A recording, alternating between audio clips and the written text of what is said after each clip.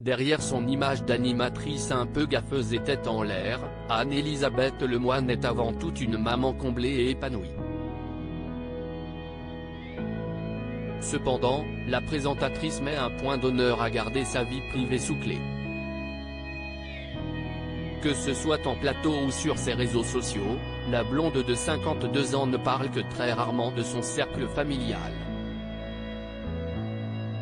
Ce vendredi 9 décembre 2022 pourtant, elle s'est laissée aller à raconter une tendre anecdote à propos de son fils aîné, Arthur. Alors qu'elle s'apprêtait à recevoir le comédien Philippe Torton, venu faire la promotion de son livre intitulé Anthologie de la poésie française sur le plateau de C'est à vous, Anne-Elisabeth Lemoine a profité de cette occasion pour revenir sur une charmante anecdote de famille. Mon poème à moi, si est celui qu'avait écrit mon fils Arthur quand il avait 8 ans et que le chanteur Grégoire avait bien voulu mettre en musique, a-t-elle lâché avant de lancer la diffusion de ces images datant de 2015.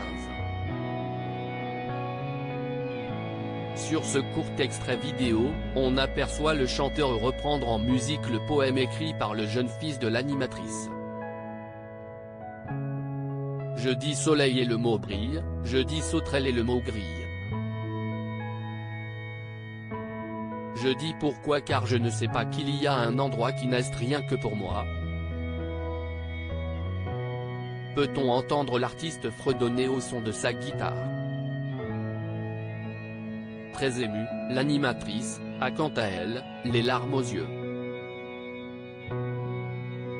Une mère poule un peu trop stricte, on a tous un verre en nous, un bout de tirade, une expression, un bout de poésie quelque part ou une chanson. La poésie réconcilie tout le monde, a-t-elle enchaîné avec émotion avant de présenter son invité. Malgré sa discrétion, l'épouse de Philippe Coelho laisse occasionnellement quelques détails de sa vie privée lui échapper. Ainsi, début 2022, l'animatrice révélait avoir été en conflit avec son fils durant le premier confinement.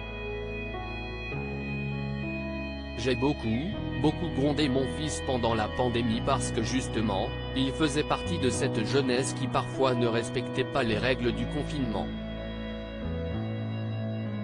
Mais je regrette de l'avoir fait, confiait-elle alors. En espérant que mère et fils ont pu se pardonner depuis.